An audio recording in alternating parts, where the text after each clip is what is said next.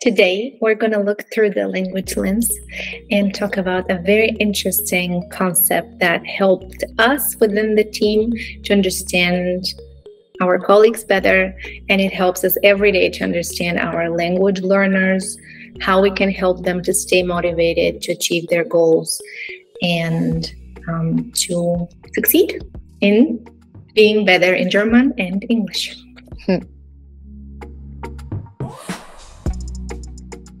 This was actually an idea that Lindsey brought when she started working with us. Yeah.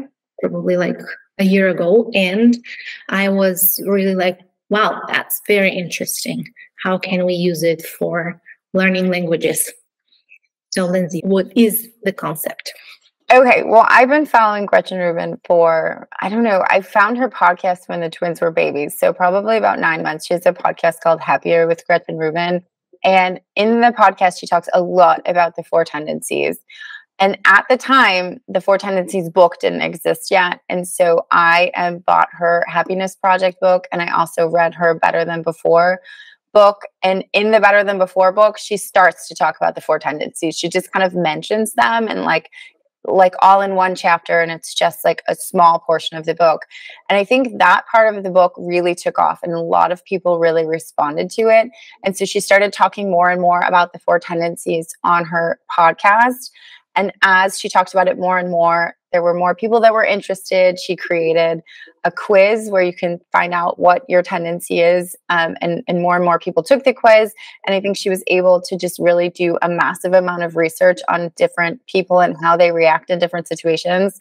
And with all of that research, she was able to publish her book, The Four Tendencies, which I have here. I have it in German, though.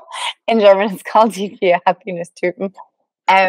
Yeah, I think they kind of just like played on all of her other books that are about happiness, and her podcast is about happiness. But yeah, so she was able to put together this whole book, which is basically like a manual on how to negotiate and navigate the four tendencies, because we all have a tendency and we all know people with other tendencies. So it's really helpful to like first understand yourself, and then also be able to understand the other people that you live with, work with, do life with. But we all have a tendency as to how we get stuff done. That's the thing that kind of bothers me about this title, is it's not about happiness. It's about who you are and how you're motivated to accomplish your goals. So, there are four different things that she noticed in talking with different people, where someone would set a goal and then they somehow wouldn't be able to accomplish it. And she's like, kind of why is that the case? Why are you not able to work towards your goals, but this person can? And how are we motivated? And how can we make sure that we stay motivated and find whatever we need to get us moving towards our goals? Or what's the obstacle? Where are we getting stuck? And obviously, as language teachers and coaches, we want to motivate our students. We want to see them performing also long-term and achieving their learning goals. That's why we were so interested in this framework. She calls it personality framework, because we thought, well, let's see how this applies with learning languages and how we can use it. Is it useful at all? So first of all, some people are going to ask at this point, like, well, is this really like something we can trust? Like, is it a trustworthy resource? Can you maybe say a little bit about her, like who she is? Is she a scientist, or? She actually studied law, and she was a lawyer for a bit and then decided to leave that. She's a best-selling author. And like I said, she's done a lot of research, like, through the thousands and thousands of people that she's worked with, who responded to her through her podcast and through her other books. And so I think it's just kind of human research, collecting different stories and talking with a lot of different people. And I think at this point we can invite people to just try and do the test and see. The interesting part, I think, was when we tested ourselves, we figured out that in our team, we have all these types represented, and that we're quite different. Yeah. But it helped us really have more acceptance or understanding for why certain people react the way they react. Mm-hmm. Yeah. So should we go through the 4 types and say how they work with language learning? Yeah, totally. All right. Let's start with your type, because this is the most common type of people. Yeah, I'm an obliger, and an obliger means that you have a really hard time doing anything that you expect of yourself. You need other people to expect things from you. So you might need a coach, you might need a teacher, you might need a parent, you might need a boss. You need somebody to expect things from you, and then you'll do it. So you're always able to take care of other people. You're not always able to do things that you want to do just for yourself. And a really great example for me is, like, I cannot exercise by myself. It's very difficult for me. So if I sign up for yoga, I will always, always show up. I would never sign up for something and then not go, or change my mind in the morning and be like, oh, I don't feel like it. No, like, as soon as I've committed, I'm going to show up. They expect me to be there, I will go. I have a personal trainer. I always show up. But he wasn't checking in with me to see that if I was exercising. And so then I wasn't. It was just like, the only person who expects me to do this is me. I can't do it. So I had to do the extremely embarrassing and shameful thing and call him and say, I'm not exercising. I need you to check in with me twice a week and make sure I'm exercising. And if I don't, like, I need you to be upset about it. So, I mean, yeah. And that's kind of the thing we need. We have that in school. Teacher checks your homework, because if the teacher doesn't check the homework, then a lot of kids aren't going to do it. And I even noticed when I was teaching in high school and stuff, that I sometimes had to collect the homework and check to make sure they were doing a good job with it, because a lot of kids will say, oh, she just goes through and glances at it, so I don't need to actually think. I can just write toothpaste, toothpaste, toothpaste, toothpaste 60 times. She probably won't notice. And so that was really important for a lot of obliger kids. You need to know that your teacher's paying attention and cares that you do your homework properly. There are also enough adults, not only you, and they need somebody to expect from them. Yeah, I mean, that's why we started the co-working calls, because we had quite a few clients saying to us, like, hey, I really want to do stuff, but I just don't, or I'd like to get up earlier and work on my German, but I just don't, like, I don't know what to do. And then I kind of offered and said, okay, then let's meet at 8 a.m. and I expect you to show up, and I expect you to work on your German for a certain amount of time. And we actually start the call with, what's your goal for today? And then before they leave, they need to tell me if they accomplished their goal or not that day. And I think it also helps me show up for work that early. Otherwise, I might start at 8:30 or 9, because, when you work from home, it doesn't matter. But this expectation, we're going to start at this time. You're going to show up. If you're not going to show up, you have to let me know. So you'd have to admit that I'm not showing up. And then we're going to talk about our goals and what we expect to accomplish. And just somebody cares. Somebody cares that you show up. Somebody cares that you're moving forward. Yes. And when they don't show up, we call them. Mm-hmm. Absolutely. We are actually also, we have small group calls where they can find friends or people that they are similar with, people that they like, people that also care for them. Yeah. And it creates this feeling of, I belong to a group. I belong to people that actually want me to succeed, want me to see how I progress. Mm-hmm. And that's helpful. That's helpful. Yeah. And I mean, again, it always depends on the client, because you don't want to force people to do things that don't fit with their tendency. But I've had a few who, when we started, told me that they have had trouble, making progress in the past. And so then I'm the one who's checking in on them twice a week. How are things going? I haven't seen any homework from you yet. Are you really busy? Are you doing okay? Do you have any questions? And just this kind of like regular check-in, like, I'm looking for you. I'm looking for your homework. I haven't seen you online lately. What's going on? This has been really helpful. I noticed that they're showing up a lot more. And I think it's probably because I'm in their face a lot. Like, where are you at? What are you doing? Right. But I know that I need that too. So it's very natural for me. Really, many people believe that that's the reason why you hire a coach or a teacher to check on you, because you can perform on your own. You can do the exercises on your own, but you need a plan and somebody to actually be there to see if you actually do it, so you can prove you're actually doing it. And that's I'd save a lot of money if I could just watch a YouTube video and do yoga, but I would never, ever, ever do it. I've tried. I'll do maybe 10 minutes and then I'm like, I'm gonna go do something else. So obliger for me sounds a little bit like slave. I don't know. It's not a positive connotation that I have with that word, but I like the German translation of this type, which is team player. Yeah. Would you say you're a team player? You can be a team player and not be an obliger. That's not really what it's about. You're right. The word obliger kind of means this, like, I feel obliged to do something means I'm doing it because someone else wants me to do it or someone else expects me to do it. And unfortunately, that is kind of what it's about. I mean, if you read the book, it says like the obligers are the only tendency that hates their tendency because they let themselves down all the time. And it's really frustrating. Sometimes I really struggle with it. And they have such high expectations of themselves that they never meet those expectations. And in order to be happier or to feel more satisfied, they need that external person that they feel accountable to. Yeah, totally. Accountability is so important. And sometimes it's just embarrassing. Like, why do I have to call my trainer and ask him to double check that I did my workout? I mean, come on, I'm 41. I should be able to take care of myself. And it doesn't work. But honestly, just I don't even need like a punishment or something. I mean, he joked around with me that I would get a punishment, but I don't even need that.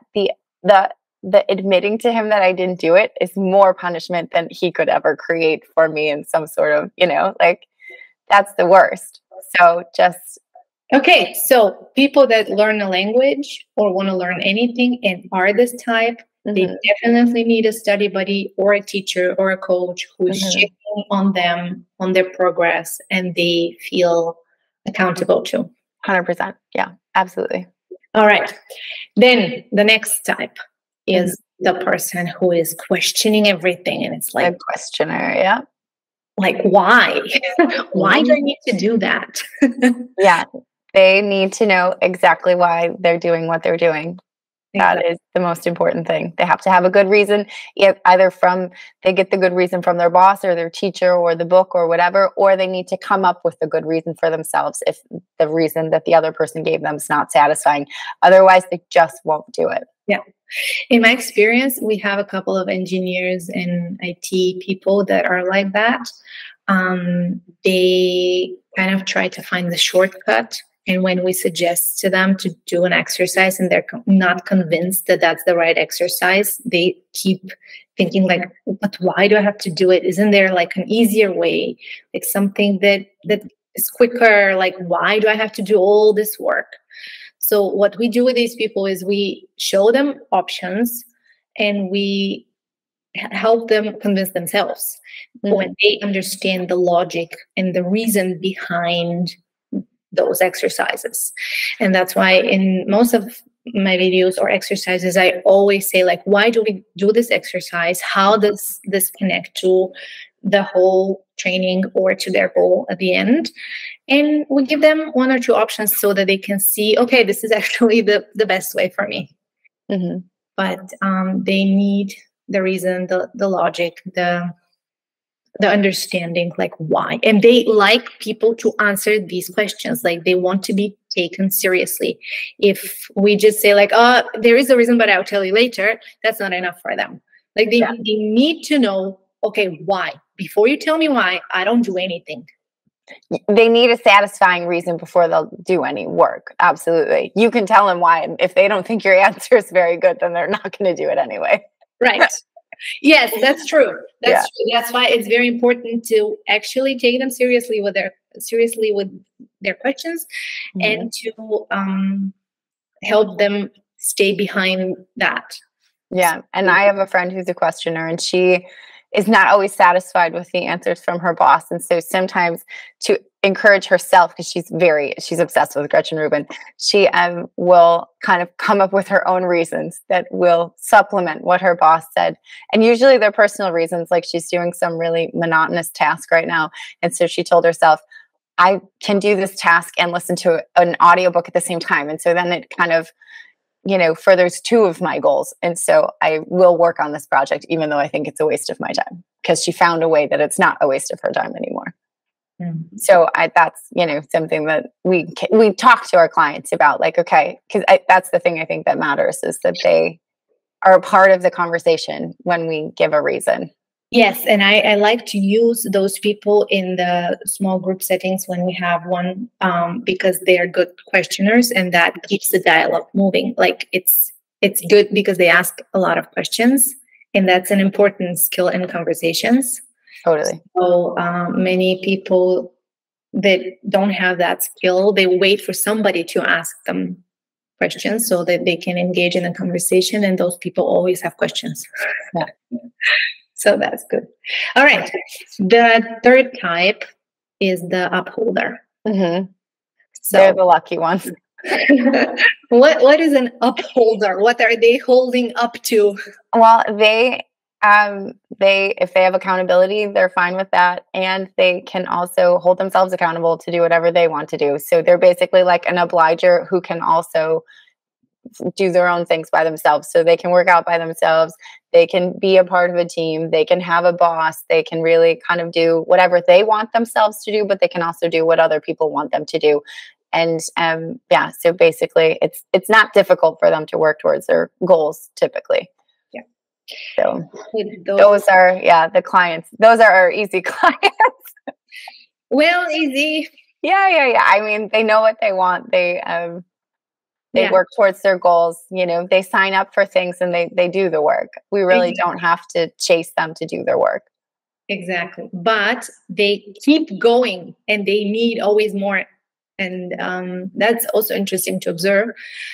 We have also a colleague that is an upholder, and she's very well with upholders, because then we just create a learning plan and the things that they want to do this week, and people just check it off and they do it all. And only when they have questions, we give them feedback, and they keep going on their own pace. So usually people that when they have the time, they actually can move very fast through the material and exercise really regularly. Like they don't need reminders. They don't need somebody to tell them, did you do it?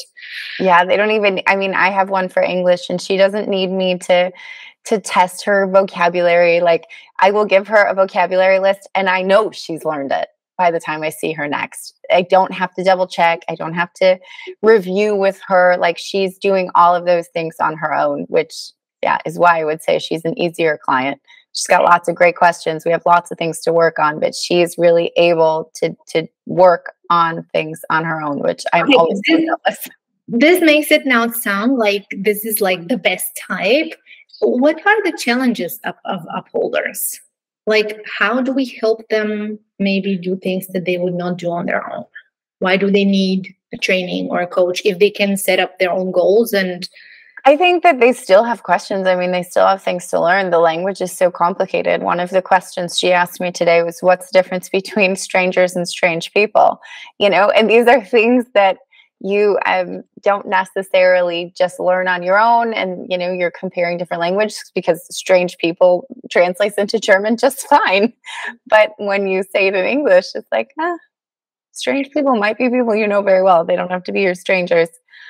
So I think that those people just really have a hunger for knowledge, and they maybe don't want to have to figure it all out by themselves, because they know how time consuming that is. So they're very realistic with absolutely. So I think they're coming to us straight up for our expertise, and maybe also just to not have to do everything by themselves. I know that one client I'm talking about specifically, she enjoys working with me, and she has a lot of really good questions. She's very motivated and she wants to learn fast. And she knows that if she tries to like buy a book and listen to CDs and stuff, she's going to progress more slowly. And so she's just not interested in that. She's very motivated. They need somebody who understands how to challenge them, how to keep going. Yeah. Yeah, it's more fun also. Yeah, okay. Then the fourth type. That's you, girl. The rebel. Those are people where nothing helps. No outer motivation, no inner motivation. Those are free spirits. And knowing that, understanding that was kind of in freeing me. Really? Yes. I thought, yes, that's me. Finally, somebody recognizes that there are people like that, and there's nothing wrong with that. Mm-hmm. But it's very hard for other people to manage us. That's those people have problems working for others, or committing to something and actually delivering it. I mean, we have mechanisms how to do it, but it's not enough to say, I expect it from you, so please deliver. Yeah. How do you work with yourself, for example? Yeah. How do you get yourself to do things? Because inner expectations and outer expectations are a problem. So how do you get yourself to do things? How do you get yourself to show up? I know with you, I can't say like, hey, can we schedule an appointment for 2 weeks from now? Like, you can say that, but you're going to cancel. But I would say, okay. And then I either cancel or move it, or in the last moment, I decide something completely different that we're going to do in that meeting. Yep. So yes, we are very creative, very free in our spirit, and we need that freedom. Yet we need also structure and somebody to set boundaries. And that's why I have a team of people, because there is certain things, if it was just up to me, maybe from 100 projects, I will complete 3 and I would outperform everybody in those 3, but I would most of the things will be too boring to continue. Yeah. And that's why it's important for me to have people that support me in the things that I'm not going to continue and do to the end. It's very easy. I can absolutely say some of the projects you give me are boring, but I know that you're waiting for them, so I will do them anyway. Yes. Yeah. And I mean, it's boring, but for other people, it's not. Sometimes for me, it's just like, as soon as I figure out how something works, it's just easy to delegate it and to say, like, do it. And for some people, it's enough to tell them, I expect this and this and this and this, do it this way. And they just do it. Right? That's all they need. They just need the idea, and then they can work to the end and find their way how they do it by themselves. But those little steps of how we do it and do it over and over and over and over, it gives you also some development. You can always get more perfect in everything, but for me it's always the novelty. There has to be some element of something new, something different, that I can take one topic that I have explained maybe 100 times, and now I have to do it in a different way. It has to be something different, something new, that inspires me to do it. And when I know I have to do things, because we cannot always choose what we do or what we learn. Sometimes also when we speak about learning a language, there will be maybe sometimes boring topics or things that we don't understand, or we have to repeat, and that's not fun every time. Then it's a question of identity. So that's why I love the concept of identity, and I intuitively implemented it in our program years ago, where I talked to the people, to our clients at the very beginning, and they fill out a questionnaire when they set up their goals, and they try to understand why is that important for them personally. Who are they in German when we speak about learning German, and what is the persona, the person they want to be in German, in which situations do they need to speak German, and who do they want to be? Yeah. And I think that helped me, for example, in many cases when I was, for example, doubting myself, or let's say creating a video for YouTube and thinking well, how can I explain this concept the best way, or in a different way that nobody has ever explained before? Or how can I find the best examples? Sometimes that can be frustrating, because I keep questioning myself. I keep trying to do the best. And knowing by identity, well, I am already the best German teacher in the world, helped me to be happy with the answer that I'm going to give, because I was thinking to myself, okay, there will be no better answer anyway. Yeah. So that's it. And it helps me to show up. Yeah, because otherwise it's not about the appointment that we set or the reason why it's good to do it. Like those things would never be the main motivator for me. I understand logically that there are things we have to do, but it would never be the reason why I would do it only. Yeah. So it's the same with also doing sports. Like when I go to the gym, as soon as I see myself as a sporty person, I do anything that a sporty person would do. Wow. But tell me like, this is easy. Just do it. It's only 5 minutes, or I can do it with you, or like all the other reasons that motivate other people. Be like, that's lame. Like, no. No way. And that's why when we work with people like this, because we have rebels, it's important not to tell them, do this, I expect it from you, and this is what you're going to do next. But we give them a choice, and we talk to them like, who are they, what they want to achieve, like who is their identity in German. And then we give them this freedom of doing it because they know this is who they are. And they're very happy with that freedom. They enjoy even like not showing up for 2 or 3 weeks, but they know that they want to do it, and they do it on their pace. They do it whenever they decided, and they do it an awesome job, and they're happy with themselves, and we're happy with them. But they don't like this restriction, right? Yeah. Like, you have to do it once a week, like this, because we plan so. It's not an argument for them. It's not a reason to do. Yeah. So could you show up for like private lessons, for example? Is that something that you do? When I have an appointment, I do, but I'm not disappointed when people don't show up or when they move it in the last moment. But sometimes things happen, and of course, yeah. I show up for my appointments. But that's because I believe I'm a great teacher.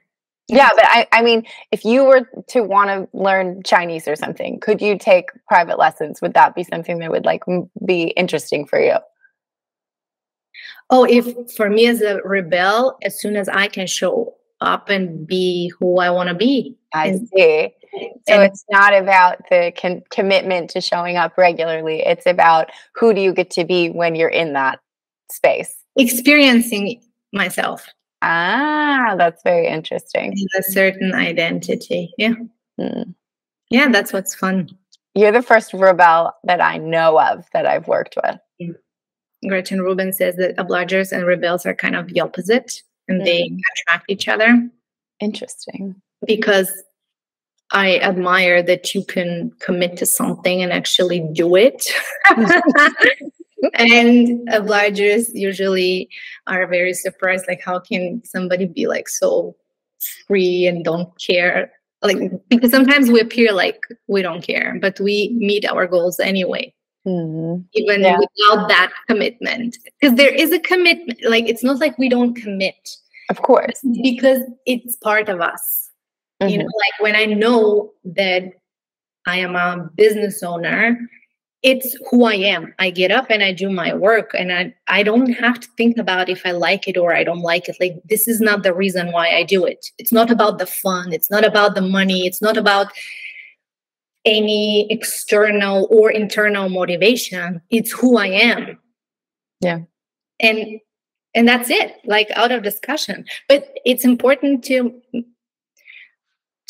be aware of that. Like, if I get up this morning and I feel like today I am the chill one who is sitting on the couch and doing nothing, then that's it. This is who I am that day. So your identity is flexible. I mean, it doesn't happen very often, but there are days on the weekend or sometimes also within the week where I'm like, okay, today it's not the day.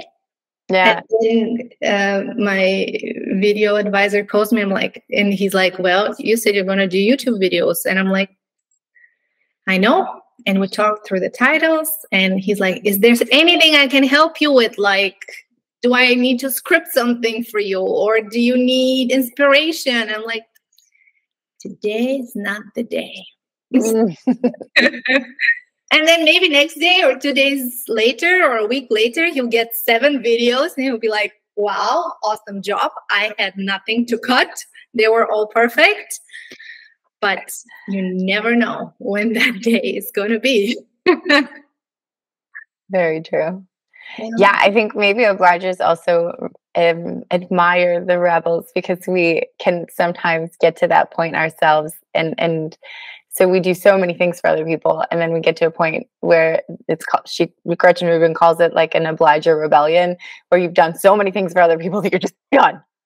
And so I can also, I have had days like that as well, where I was like, I'm not doing anything today. I'm done because I've done so many things for so many other people. And then I've reached the point where I'm a rebel just for a little bit, just for a day or two, because I just need to do nothing for a while. Yeah. And yeah. So, and that understanding to know how you work and to use it in a way, it's huge. Especially, I notice it really with me when I am frustrated that I'm not getting things done. Then I just know I need to ask for help, and I hate that I have to do that, but I know that I do. And once I do, then everything flows, and I have no issues. I have so much energy to do things that other people want me to do. Yeah.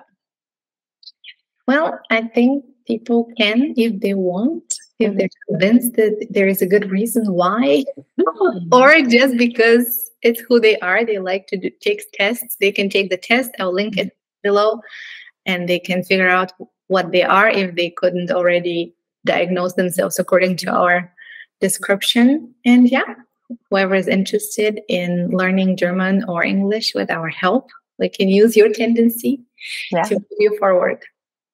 Yay. And whoever knows what their tendency is, you can write it down. It will be interesting to see from the people who are watching what type you are. Are the obligers really the biggest group of people who watch us?